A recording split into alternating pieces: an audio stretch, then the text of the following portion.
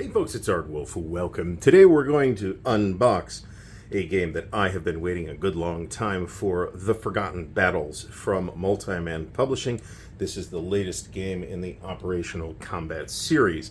The side of the box says that it is number 20 in that series, which I am reasonably sure is errata, because Crimea was marked number 20 in the series as well. Furthermore, OCS Luzon should probably be considered an entry in the series as well. That came out in the second issue of the Operational Matters OCS magazine.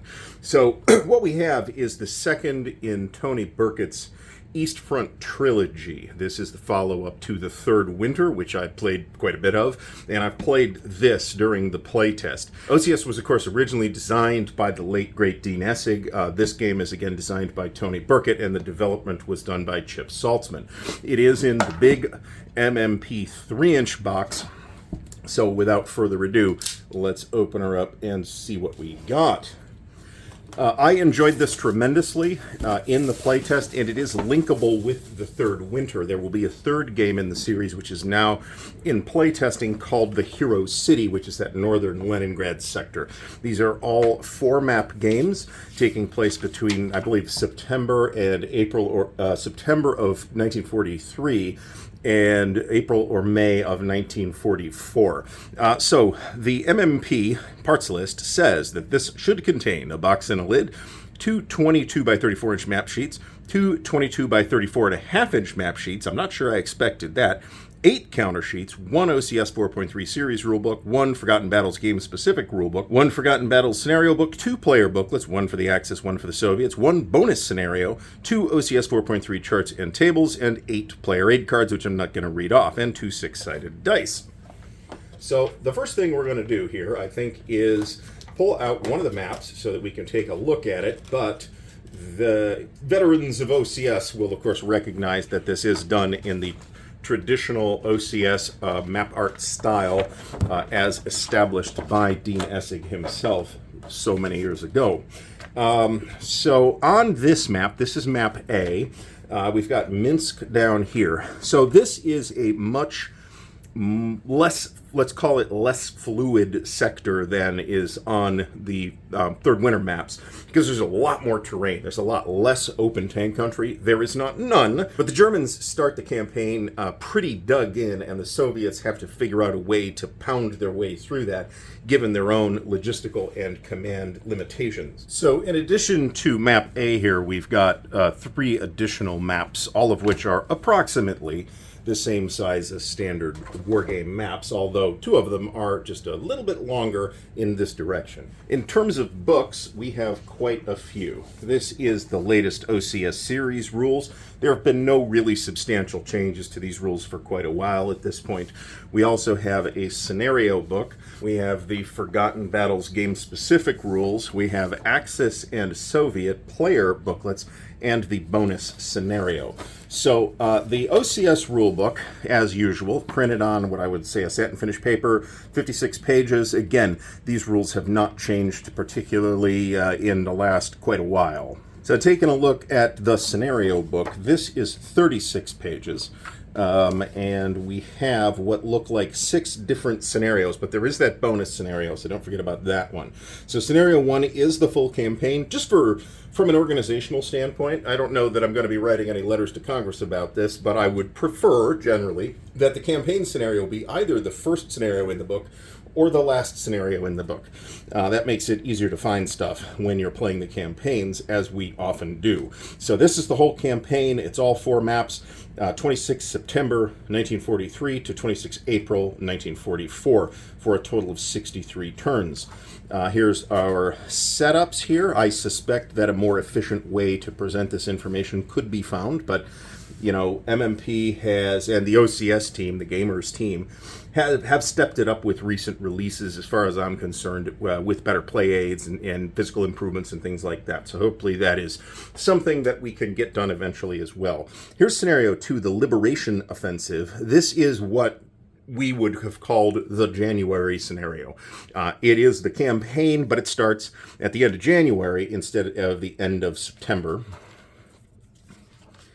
And flipping through to find scenario 3, the Winter Siege. This one starts in mid-December and goes to the first turn of January. So this is only 6 turns. And it only uses map B. So those looking for a one-map scenario, which is nevertheless going to be reasonably beefy, should take a look at scenario 3. Scenario 4 is Festung Kovel. This is also a one-map scenario of 7 turns. It is pretty much the last 7 turns, near the end of the whole campaign represented by the game. Scenario 5, the Partisan Army. This is also a one-map scenario, and it's 3 turns.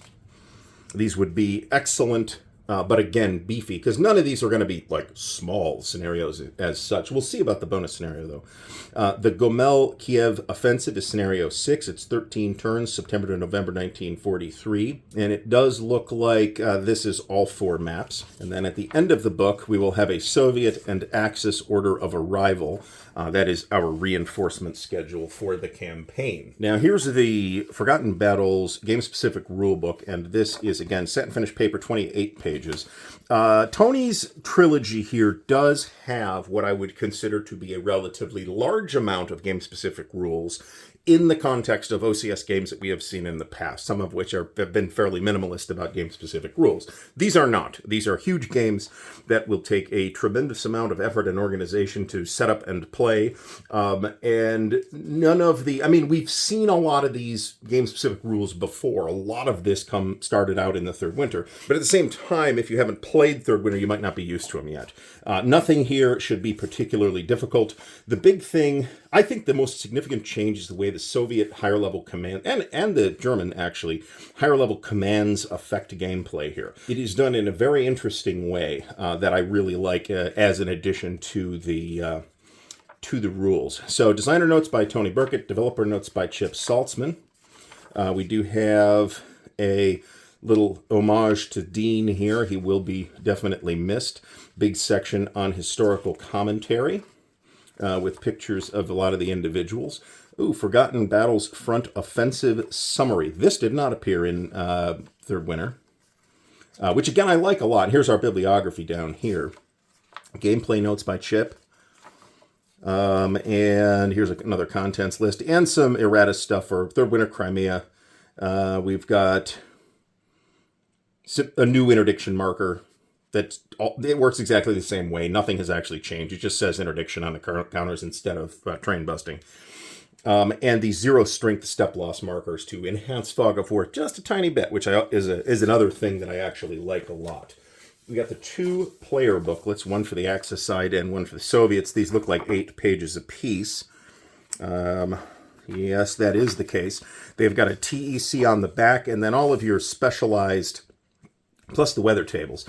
All of your specialized things like how replacements work, your supply tables, all those will be in here. There's a rebuild charts here. We'll look at the plaids as well. Here's a graphical Soviet order of arrival. Nice. That is one of the things I was talking about. So basically you'll need one of these for each side.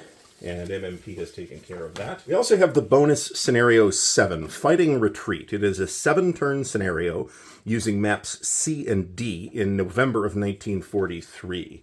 It doesn't look like this is too big either, even though it is 2 maps. And I wouldn't call it a small scenario. But there's only a page or so of setup for each side. And of course, you'll use the regular, I think you'll use the regular order of arrival for this. I'm not sure why this is separate from the rest of the scenarios, but hey, more scenarios are always good, right? And just to say this out loud, Tony spelled my name wrong. The bad way, too. So we'll have words with Tony about that. We also have a big stack of player aids. These are terrain effects chart here, and on the other side is blank, so you will end up just putting this on the table somewhere. Here is your sort of master record with weather tables, plus the turn record track, half-week record tracks. These are the actual turns, where these are the months. Track your ground condition, river conditions, and flight conditions over here.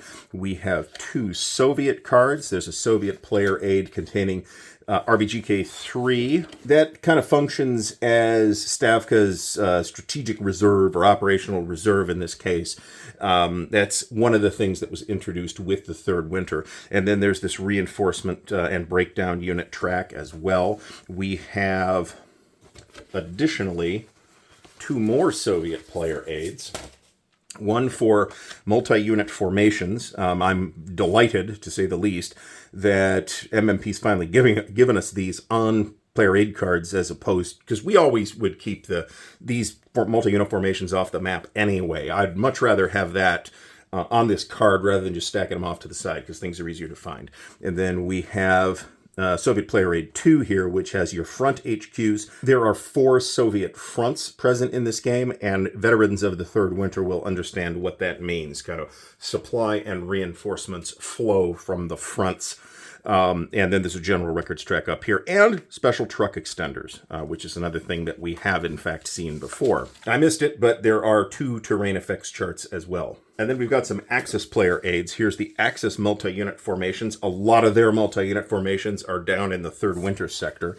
The Axis reinforcement track and breakdown units, because a lot of the Germans up here are just supposed to be holding lines. There's not a major German offensive planned in this particular period. And the game kind of stops very shortly before Operation Bagration. And here's the Axis player aid with the dead pile and the general records track and various pools. There's a lot of these mechanics have been seen before that appear here. And there are 2 copies of the OCS 4.3 charts and tables booklets. So these are double-sided sort of foldouts, and they are on a much heavier paper stock than MMP used to use for these, which were basically just paper. Once again, MMP does continue to improve in terms of presenting their games. Now, let's take a quick look at the counter sheets. There are indeed 8 counter sheets here, some of which are upside down, and these are on the relatively thick white core stock that MMP has been using lately. This is counter sheet 2, and I see the die cutting is very aggressive, because these are about to pop right out of the sheet. And I will, of course, be punching, clipping, and organizing this before too much longer. Counter sheet 2, we got a bunch of Germans and actually Hungarians as well, looks like. And I'm not sure who this green unit is off the top of my head. There are several nationalities that look really similar in certain light. We do have some OCS marker sheets, which is, frankly, not something that I absolutely needed, but I could always use more of the zero strength the hit markers as well. So these will all be identical, and there's 3 of them. They contain your hit markers, your supply, and all the other OCS markers that you need. There are 4 additional sheets of unit counters, one of which is entirely German, and we can see the Army Group Center, Army Group HQ here, along with these Army level HQs. When I talked about additional higher command levels in this trilogy, that is what I am talking about. Here we have the first Soviet sheet. Soviet HQs, their front markers are going to look just a little bit different. These, of course, will be guards in the orange and regular Red Army guys in the tan. Over here we have their multi-unit formations.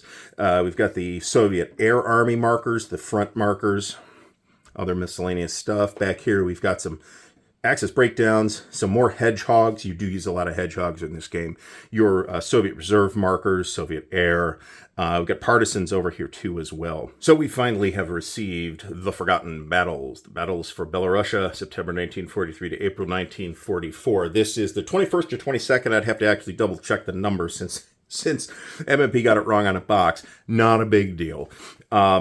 OCS game, and the second in Tony's trilogy. So to say this again, this is linkable with the Third Winter, and the Third Winter in turn is linkable with Crimea.